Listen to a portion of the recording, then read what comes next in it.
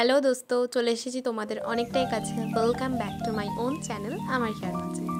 হ্যাঁ, প্লিজ একটু ইগনোর করো আমার গলাটাকে, কারণ আমার একটু ঠান্ডা লেগে আছে। তোমরা আশা করি টাইটেল আর ব্লগের স্টার্টিং থেকে বুঝে গেছো যে আজকে 25 ডিসেম্বরে আমরা ট্রিপে যাচ্ছি ঝাড়গ্রাম। আজকে সারাদিন যা যা মজা করব, আনন্দ করব, সব তোমাদের সাথে শেয়ার করব। তো চলো দেখতে থাকো, লেটস গো।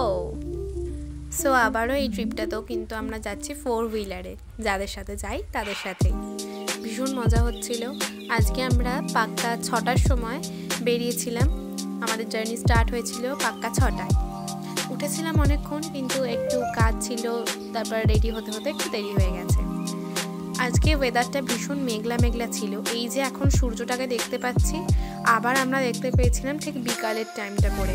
আজ সারা দিন কিন্তু একটুও সূর্য দেখা পাইনি, বরং যত টাইম গেছে তত কুয়াশারও বেড়ে গেছে।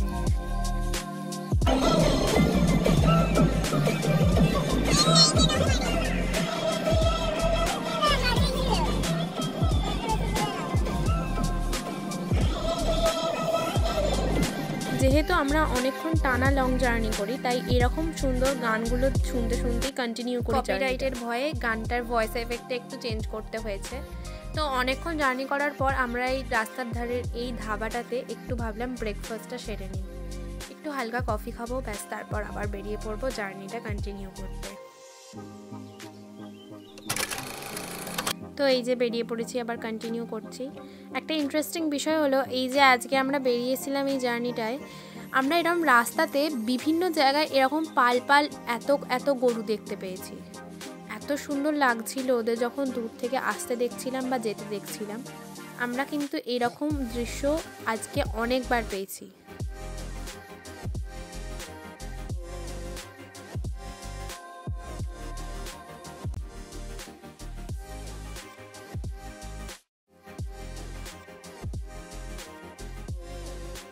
আজকে অনেকক্ষণ ধরে এই দুপাশে শালবনের জঙ্গল মাঝখান দিয়ে আমরা যাচ্ছিলাম, তাই মনে হলো একটু দাঁড়িয়ে নেচারের কিছু ছবি তুলি, তার সাথে আমাদেরও।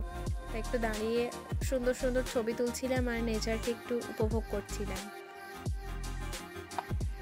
ছবি তোলার পর আমরা ব্যাডমিন্টন নিয়ে এসেছিলাম, তাই ভাবলাম এখানে একটু জায়গা আছে, যখন একটু খেলা যাক, কারণ অনেকক্ষণ ধরে গাড়িতে বসে আমরা জার্নিটা কন্টিনিউ করছিলাম।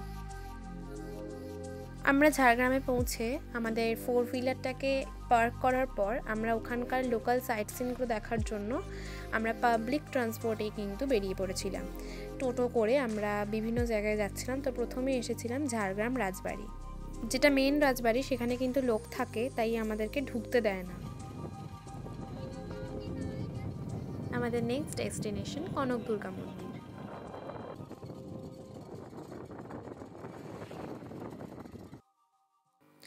গাড়ি পার্ক করে এখান থেকে হেঁটে যেতে হয়। তো যাওয়ার সময় তোমরা দুধারে দেখতে পাবে বিভিন্ন রকমের সুন্দর সুন্দর অচেনা গাছ, আর ভীষণ বড় বড়।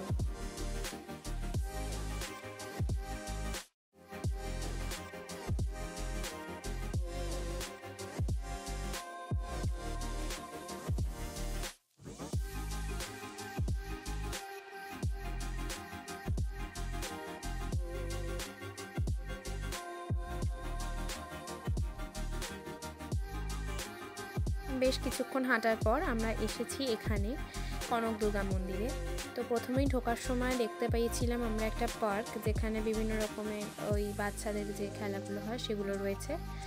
আর তারপরেই ওইখান থেকে দেখা যাচ্ছে লাল রঙের যে স্থপতিটা, সেটাই কিন্তু কনক দুর্গা মন্দির, যেখানে ফোন অ্যালাউড না, তাই আমি কোনো ভিডিওস বা ছবি তুলতে পারিনি। কনক দুর্গা মন্দির থেকে কিছুটা 6 ফুট নিচে রয়েছে এই নদীটা, যেখানে এরকম কিছু দোকান আছে। কনক দুর্গা মন্দিরে আছে সোনার দুর্গা মূর্তি। ডুলুং নদী কনক দুর্গা মন্দিরের পর আমরা এসেছি চিল্কিগড় রাজবাড়ি দেখতে। এখানে একটা ভগ্নপ্রায় রাজবাড়ি পড়ে আছে, আর তার সাথে আছে এই মন্দিরটি। সুন্দর করে এটাকে এখন ডেকোরেট করা হয়েছে, কিন্তু এই মন্দিরটা হচ্ছে সব থেকে প্রাচীন মন্দির, যেখানে রয়েছে রাধাকৃষ্ণের মূর্তি সঙ্গে জগন্নাথ দেবের। এখানে কিন্তু এখনও পুরোহিত দ্বারা পূজিত হয়ে থাকেন এই সমস্ত দেবদেবীরা।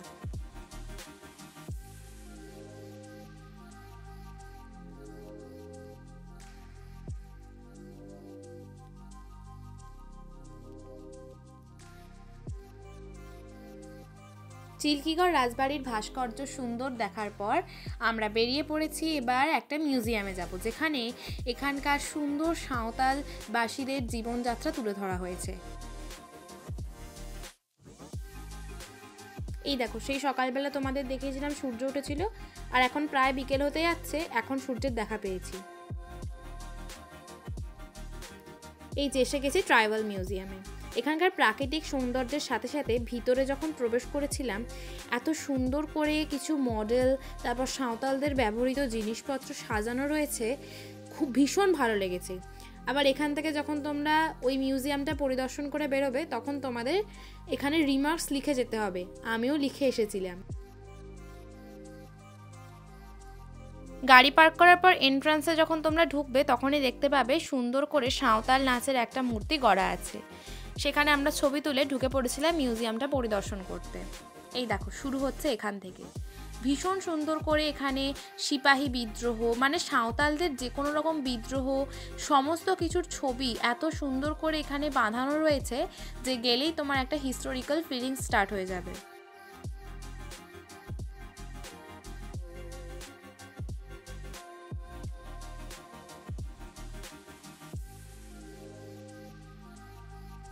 নীলকর সাহেবের দ্বারা সাঁওতালরা যে কতটা নিপুণভাবে অত্যাচারিত হয়েছিল তার পরিদর্শনও কিন্তু এখানে তোমরা দেখতে পাবে।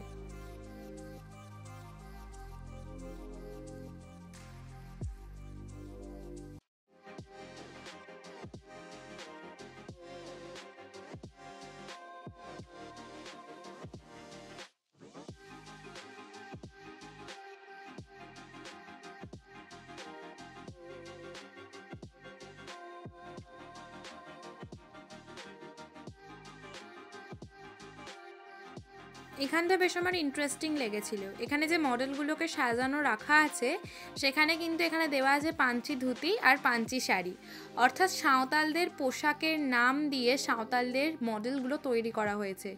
ভীষণ সুন্দর রকম একটা দেখতে লাগছিল এদেরকে, যেন মনে হচ্ছিল একদম জীবন্ত পরিদর্শন।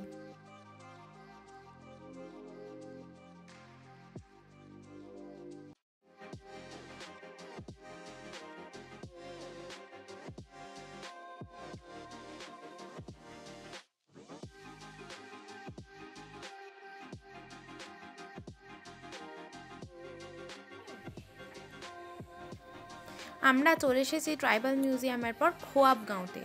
এখানে তেমন কিছুই হয়তো নেই, কিন্তু ওখানকার যে বাসিন্দারা রয়েছে তাদের বাড়িতে, মাটির যেহেতু বাড়ি, ভীষণ সুন্দর করে কিছু আর্ট এখানে বানানো রয়েছে, যেগুলো তোমরা দেখবে এবং দেখার পর যদি ছবি তোলো, তাহলে ওখানকার যারা বাসিন্দা রয়েছে তাদেরকে 20 টাকা দিয়ে তোমাদের ছবি তুলতে হবে।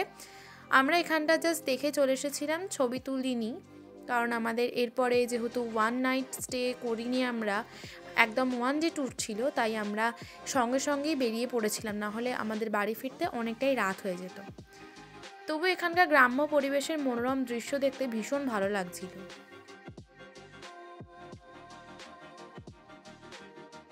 অল্প কিছু খাওয়া দাওয়া সেরে প্রায় বিকাল 5:30টার মধ্যে আমরা বেরিয়ে পড়েছিলাম ওখান থেকে, কারণ আমাদের বাড়ি ফিরতে হবে, অনেকটাই রাস্তা। তো আজকে 25শে ডিসেম্বরটা ভীষণ সুন্দর করে কাটালাম। ব্লগটা একটু দেরিতে হয়তো যাবে, আজকে সারাদিনটা তোমাদের সাথে শেয়ার করলাম। আর কিছুদিনের মধ্যে আবার এই বছরটা শেষ হয়ে নতুন একটা বছর শুরু হবে, আমিও ফিরে আসবো নতুন কোনো একটা ব্লগ নিয়ে। Bye bye.